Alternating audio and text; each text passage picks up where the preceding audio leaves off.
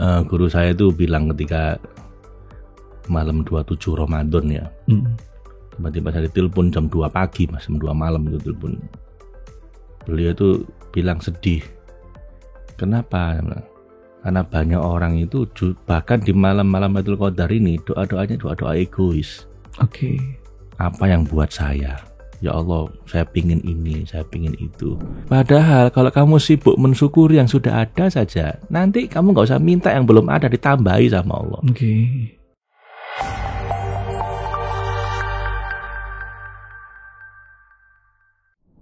Bismillah, Pak Faiz.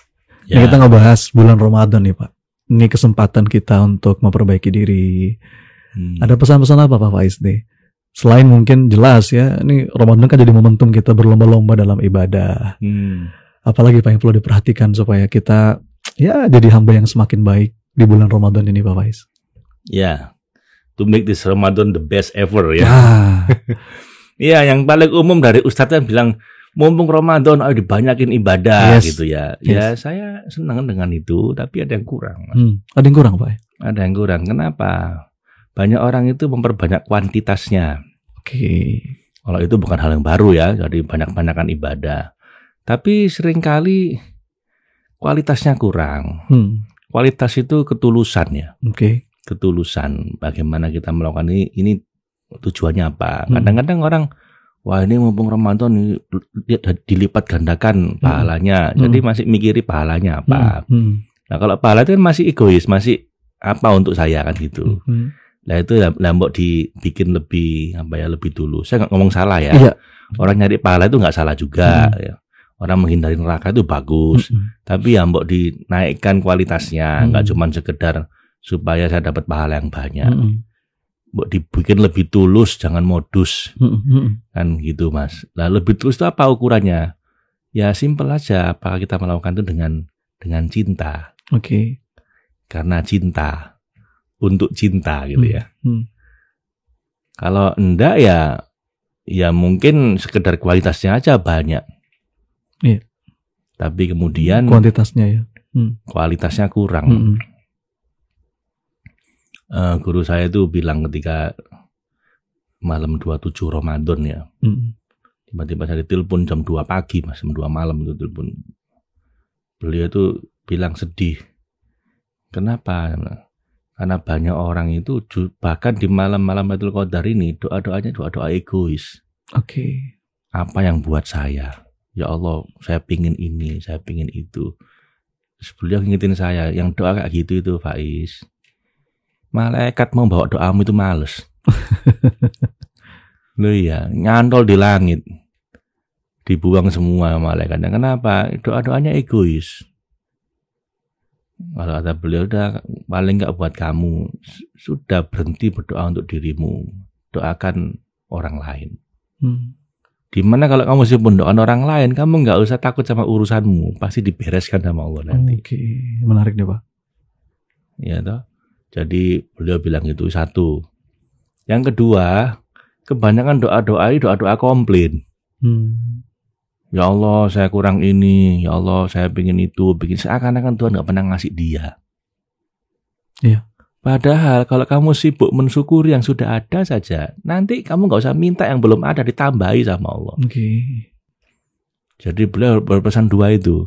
Kalau kamu bikin Ramadanmu bikin berkualitas, bikin Lailatul Qadarnya ini benar-benar menjadi Lailatul Qadar, dua itu kamu camkan dalam doa-doamu, kata beliau. Yang pertama, banyakin syukurnya. Oke. Jangan sibuk minta ini, minta itu, minta ini, minta itu, padahal kamu belum mensyukuri yang sudah ada. Dan Tuhan nggak perlu diingetin tentang apa kebutuhanmu, udah ngerti. Kamu bayi itu belum bisa ngapa-ngapain, udah dikasih. Masa pakai diajarin lagi foto ini, foto itu. Lebih baik gunakan untuk bersyukur. Oke. Masya Allah. An afdalud doa, alhamdulillah. Iya. Afdalnya doa itu ya syukur yang sudah ada ditambahi. Yang kedua, kalau kamu mau mendoakan untuk dirimu, jangan panjang-panjang. Gunakan waktu lebih banyak untuk mendoakan orang lain. Oke. Jadi berhentilah jadi egois. Lah dengan begitu malaikat semangat untuk mengantarkan doamu menuju kehadirannya Allah ini. Seperti kalimatnya Syekh Mutawalli Asy'arawi itu Pak ya. Kalau seorang hamba yang banyak bersyukur, sampai lupa minta, dia mendapatkan yang jauh lebih baik daripada yang meminta, gitu ya Pak? Yes, beyond our imagination istilahnya. Iya. Melebihi jauh dari yang kita bayangkan. Dan dia belum dapat pun udah bahagia. Oke. Kalau analisa psikologis Mas ya. Iya, iya. Orang bersyukur itu jangankan dapat apa yang dia inginkan, dia belum dapat pun sudah bahagia karena yang ada aja udah bikin dia bahagia. Oke. Jadi double dapatnya.